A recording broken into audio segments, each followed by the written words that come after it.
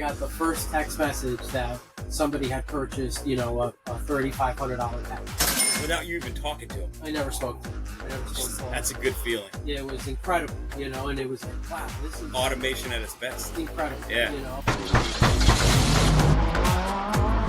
Welcome to Opportunity Knocks. I'm your host, Todd Paton, and what a guest we have today. It's my man, Oscar Gonzalez, OG, as he's known by. OG, great to have you here, man. Man, it's incredible. What a good time. I mean, just seeing this whole thing come out and then us connecting, like let's do one. Yep. It's awesome to be here, man. Love it, man. And the last time you were on here, correct me if I'm wrong, but we had I'll tell the story. Tell me if I say it right. Yeah, sure. So it was Nicole, myself, Oscar, and your wife, and we said, you know what? Let's all basically go. It was a concert. How'd you find out about it? It was Beethoven or something? Yeah, it was an ad on Instagram for like a candlelit Beethoven concert. So we have two couples. We're going to do dinner. We're going to do a concert and then dinner after. We had it all planned. So I'm thinking, OG, you lived like 10 minutes away, right? Yeah. So he said, yeah, TP, we got to leave. We got to leave at 6 o'clock sharp. So if you know me at all, I'll probably leave my house at 6. But he said 6 o'clock sharp. I'm like, we'll be there in 15 minutes. Be there at 6:15. We end up getting there at like 8:10, I think, because it was traffic was so bad. He's on the other side in East Boca, and I'm thinking as I'm driving, I'm like, shit, we're gonna miss the concert. The only thing I could do is put Beethoven in the Sprinter. So we had blasting Beethoven on the drive. But we had a good time. And we ended up making it. We showed up late. It was awesome. We caught a few minutes. It was nice. It was a good time. And then we moved on. Then we had a great dinner. And that was at Redfish. I don't know if that place is still there. We got to do that again, man. That was awesome. This was incredible place. So, man, I'm so glad you're here. And your story is awesome, and it's going to be really valuable to our audience here because of some of the adversity that you had to deal with, and like myself, you kind of reinvented yourself, and recently, and it wasn't long ago. Take me back now. Let's go back to the old e-commerce days. Yeah. Tell me how you got in that, because first met. He was in selling other people's products, I believe, and then you started making your own. But tell us a little bit about how you got started in the e-commerce. Yeah, sure. So that was back in about 2011. A company by the name of Groupon had just come out, doing a new form of e-com and selling products, and so coupons. Yep, and doing Groupons, right, where people would buy and it would give them a discounted amount and off of going to a restaurant or all kinds of things. And so I saw an opportunity to actually make one of these websites. I wanted to create one of these. Like a Groupon. Like a Groupon, but local, here and really in the Tri-County area. Okay.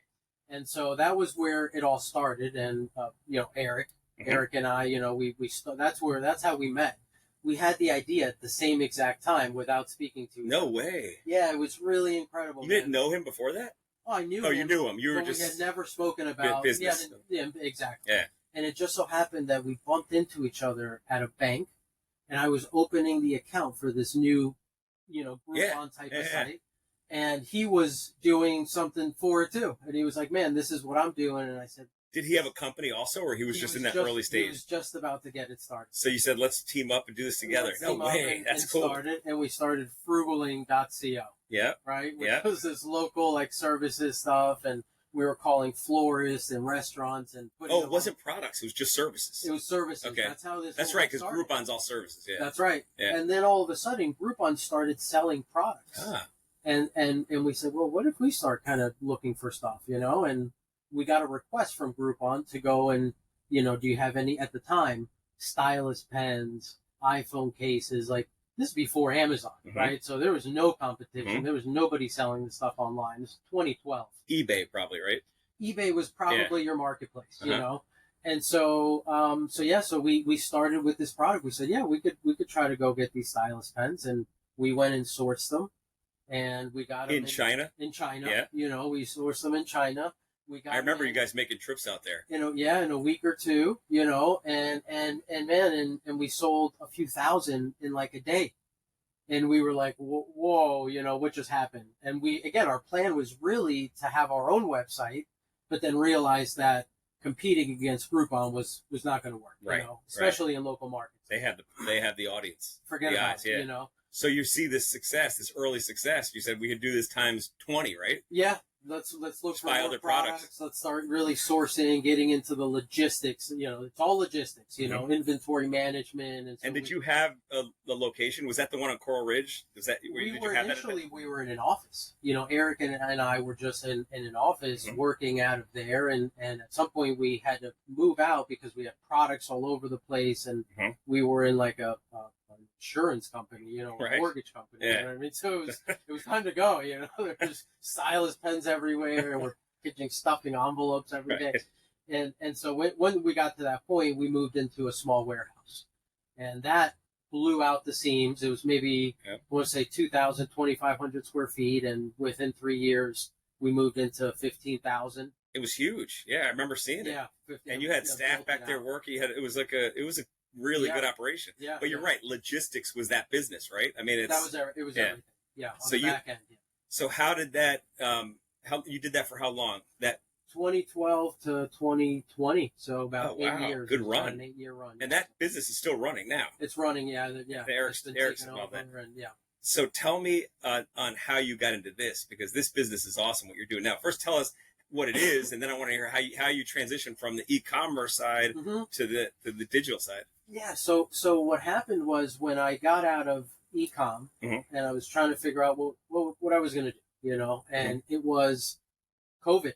Right, it's 2020, COVID, so I'm trying to figure out, and a friend of mine who I've known for a while, and actually, Sam, I actually brought him to you as a client, back in the day. Great guy. He brought me into the insurance business. He said, hey, here's what I'm doing. He had an agency, he was really successful with it.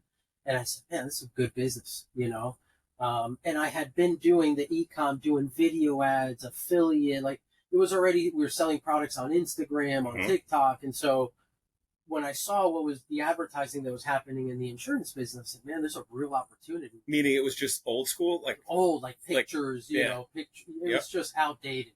Outdated methods of marketing. And for the most part, the industry is still outdated. So there was an opportunity that was knocking that you saw. Right. You saw an opportunity by going with Sam and saying, wait, this is how you guys are, mailers or whatever it is. Wait, we could bring digital into this. And all right, good. And I quickly went on my own. I said, all right, you know what? Here's what I need to do. I need to, get into the insurance business. So licensed and got licenses in over 35 different states, and I'm a sales guy by heart. I was doing e-com for 8 years, but prior to that, mortgages. Back in the day, and so I've been on the phones for a long time. So now going back to this, it was like, all right, let's go. I'll get on the phones and I'll build a book and start building an agency, and that's what I started doing. And this was during COVID, or right? This was like a year after, probably a year and a half after, So a couple years ago. A couple of years. Yeah. I've only been in insurance for 3 years. And then what happened was, so I started life insurance, health insurance, started putting out a lot of content, building a social. And I did, in those couple of years, I built, my social presence for my health insurance for both socials, but TikTok and Instagram. But in December of, not this last December, but the year before, I got plugged in and met a big agency owner, insurance agency owner, and he's a big YouTuber, David Duford. Big shout out to David Duford if he sees this. But he's really a presence in insurance, and so I had the opportunity to connect with him. He has a big audience, and part of it was, well, how are you doing ads on TikTok? Because that's what I was doing at the time. I was running TikTok ads for final expense and for health insurance. But now, just so I'm clear, David has an agency, right? Yeah. So why were you reaching out? Because you were an agent. Correct. So I linked up with him to get contracts because he owns a large agency and he provides contracts to independent brokers. Oh, outside of his agency. Correct. Oh, yeah. Okay. And so that's his structure. And so I had reached out to him, and I ended up getting some contracts under him in addition to the contracts that I already had. So that relationship started, and then from there it was like, well, how are you doing videos on TikTok? And he asked you, or you asked him? No, he came to me because I was putting out the content. He already saw some, He had seen it, and I had shared with him that I was doing these sales that were coming in. Were coming from videos on TikTok, and he said, have you ever thought about like doing a course or selling, like promoting it? This is a real need, and at the time, I had connected with somebody who did courses, and I had bought it. You know, you had bought it? Yeah, when I first came Yeah. into the insurance business, I spent $300 and I bought this course. And it helped probably, eh? I learned a couple things, you know. And so with that same person, I initially was going to do this, right? Start this lead generation setup system, like a done for you, right, for insurance agents. So agents that want to get a Facebook ad account, video ad, connections to CRM. We basically in a box, basically. In a box, right? A white glove service, right? And so I came up with this whole thing, built a website, built the business, and David Duford said, "Hey, can you be on my channel? I'm going to put you down on my schedule for December 14th, December 19th, I think it was." This was like October, you know, and so it was like I had to build this business in like a month to really be able to deliver and get on this channel, you know. And we did. I you know, we put this whole thing together. I built a website. I did everything that I needed to do. And I felt comfortable because I was running the ads already. Yeah, you knew it. Yeah, and you could talk about it. I've ran ads. Yeah. You know, and you're good at talking. You're a good communicator. So it's not like you're gonna get. And how'd you do in that? You crushed it. We did great. You know, this thing came out December 19th. I was on his show, and it was, you know, it you know, we got sales instantly because we set it up where people were being driven to a funnel, and in that funnel they watched the video, and then from there they chose the program they wanted. And I remember the night it went live, within 2 hours, and I had these notifications set up to tell me when sales happened, you know. Sure. I got the first text message that somebody had purchased, you know, a $3,500 package. Without you even talking to him. I never spoke to him.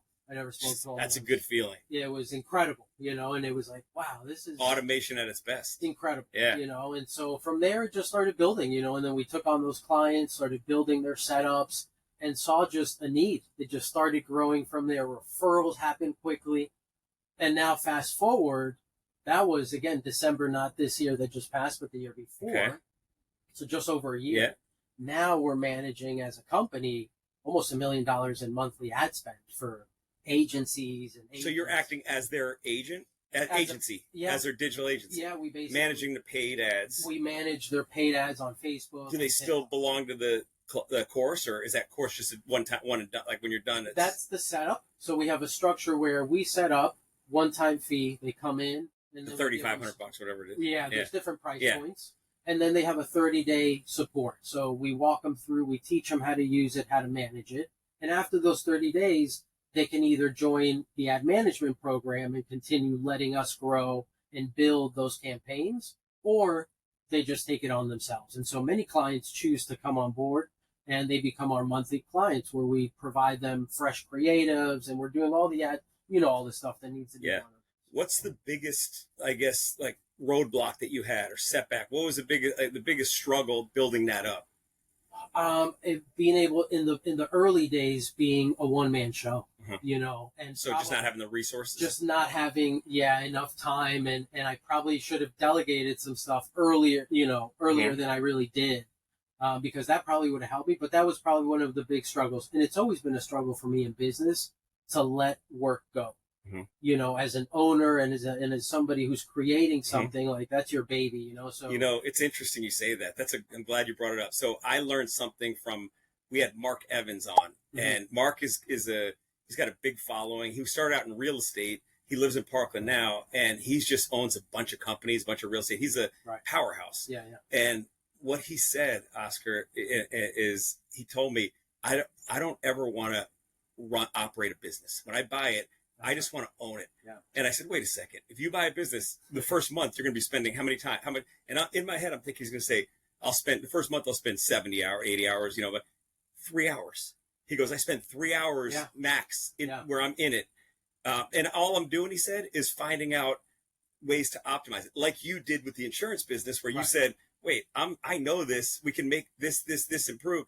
He does that when he buys a company. He just goes in, and then he hires people that are smarter than him to go do it, to operate it. Yeah. So it's really, I'm the same as you. Right. Unfortunately, I want to have that mentality of saying, let's just, you know, let's let it go. Let's delegate. But it's hard to do that, right? So that was one. And then to overcome that, was there anything that you did to, like? Probably just pushed it harder, just grinded it harder to get through because you see the opportunity, and that's the only way you're going to get to where you want a business to get to is by consistency and staying on it and just sheer like determination, right? And then finding the right people are everything. And for what I've noticed is whether it's Fiverr you mentioned or it's a referral that somebody sends you, a contractor, once you find somebody that's really good, then you do whatever, even if it's paying a little bit more, that'll make you more money in the long run. Is that person who's so valuable, right? It's building that team, it's finding the people, the players that can deliver, and then going above and beyond for them. Not just pay's one thing, but there's other ways to, it's like retention. It's no different than retention with clients. Staff is it's actually more important, I think, because that's how you build it. So now, tell us how it looks now as far as your business model, the team. Yeah, it's been, part of what we do in the insurance business when we do a setup is incorporate a lot of AI in the form of workflow, lead nurturing as soon as it hits, follow-ups, appointments, all these things that AI really does well now. And so now I've really incorporated that into my business, and automating a lot of the process. Can you walk us through an example of that? Yeah. So example, somebody goes to my website to sign up for a program or for a monthly subscription. They sign up. It immediately is going to trigger a confirmation to that person with an email, with a set of instructions, and it's pulling videos for them to follow to give us access on Facebook. Where do the videos come from? Based on answers that they have, or is it so you have that all automated to that? So if they hit this, correct, this is the video they're getting. That's some values awesome. Within the CRM. Is there a way, just so anybody listening, if they have a business that they want to, is there a website you use for that? Is there a platform? Is there anything that? Yeah. So I use Go High Level, which is a big CRM platform, completely customizable. It's GoHighLevel.com. It's GoHighLevel.com. Yeah, it's if you don't have a CRM, it provides websites, funnel templates, thousands of them, and they're linked up with all the AI, open AI, everything. It's an incredible platform. That's great. Yeah. So is that similar to what was the one that Russell Branson did? ClickFunnels. Yeah, is that like that? It's a competitor. There's tons of those. It's a competitor of those. Okay. And so it's just a good tool. Good. Because you can run your business, use these automations. And so that's what I've really done in the business now. And then brought help, brought admins and people that can delegate and do this day-to-day work that, bogs me down where I really need to be building and developing more of the business. And what does that look like as far as the growth of it? I mean, you mentioned earlier, when you had the Groupon business, you wanted to stay local. Obviously, you're here, right. But this business, it's not so the case. This is anywhere you could be, right? This is all over the country, which has been a really good opportunity for us because, now we get to, leave for the summer for a few months and I can still work every single day from anywhere. Speaking of that, you just got back from Colombia, right? Yeah, well, not just a couple months ago. A few months ago. Now looking forward to getting back over there, so May we leave again. And you were there for like 2 months, right? Or 3 months. Jeez. Yeah. This time we'll be there for like 4 months. Oh, no way. Yeah. But she works remote, my wife, and so she's a therapist. Big shout out, love you, baby.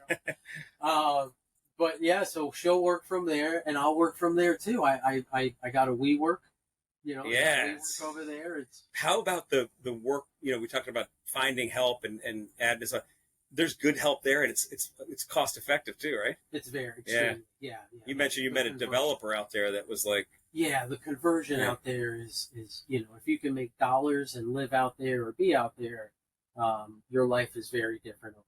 And it's nice too, right? Like as far as quality, it's not like when you think of countries like that, it's like, oh, it's poor, it's this, but you're drinking a Starbucks. I see you out there with your pinky sticking out as you drink. I saw it. I saw the videos. It's really a good time, and we have 2 children, and so over there you can afford to have, 2 nannies, 8 hours and a day. Chef and and she's making you breakfast and they take care of the house, and it's just it's a very different lifestyle. But you're from there originally, right? Your family. Yes. Yeah. So you speak. Yeah. So it's nice when you could blend in there. I stick out like a sore thumb. Not so much. Well, I look, maybe the looks, but when I start talking, they hear the Espanol. Once they hear you. Estudio Español 4 años. Yeah. Español uno, Español uno, Español uno. So that was when I went to Colombia the one time. I must have said that. I was like one of those dolls. You pull the back, the string in. It's all you heard out of me. It was one after another. But, man, so what's next? Anything, anything big, anything exciting in the works? Or just right now. You're still grinding it and building it up? Right now, rolling out like an updated, brand new website, really nice. incorporating. Speaking of that, what is the website? www.scalemysocial.io. Love it. So now rolling that out, some new things to the ad management program, just grinding. So if I'm an agent and I'm, 3 years into it and I realize I'm bouncing around from one place to another, and I'm like, I got this license, and is your part of what your platform does is it gives them the ability to control that, right? Like that, you don't have to depend on other agents. You could build your own brand, right? Yeah, of course. That's ultimately what, agents especially, but every business, every industry, because if not, you're just going to be bouncing around from one. You have to build value yourself, and that's what you're doing here. Yeah, you have to build the presence. You have to own the data. If you don't own your own data on the people that are coming to you or that are looking at stuff that you're putting out, you're just way behind the game, And in the insurance world, there's a system where agents come in, people get licensed, and they think that once they get licensed, they're just going to make a bunch of money because they're really sold those things by recruiting agents and stuff like that, And so they come in, they spend a bunch of money on leads. They have no idea where they're coming from. They're buying them from random lead vendors, and they're losing a bunch of money, And so this gives them the control over where the lead is coming from. It's generating fresh. It's exclusive to them.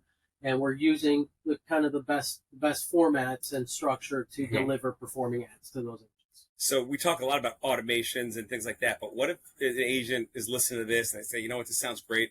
I'd love to ask Oscar this question because I have it.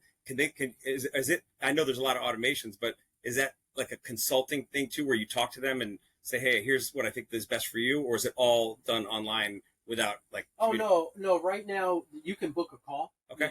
If you go through the website, there's ways to book a call with myself or one of the other salespeople. Yeah. And we'll consult and because now we really work with a lot of bigger agencies also. So as bigger agencies, they have different needs. They need to customize to their team and what they're doing.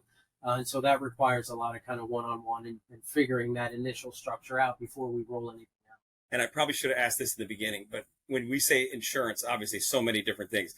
Is this specific to health insurance or specific to? No, we really focus, since we've been in health and life, that's really where this rolled out, but now we're doing Medicare, whole life insurance, all different types. But not like auto or. We are starting to do some PNC, some property and casualty, which is homeowners, auto, a little bit of business. So it's just, you're delivering a different message. Yeah, that's the I guess the cost that you have is creating all that library of content. The creators. And so if I know an owner, he owns a bunch of Allstates, is that somebody that would be interested in something like this, or it's too early for that side of it? No, the problem with a larger cap, they got to go through. There's so much to go through, man. I've tried it, Yep. Because a good buddy of mine, his father was one of the largest State Farm owners in Kentucky for 20 years.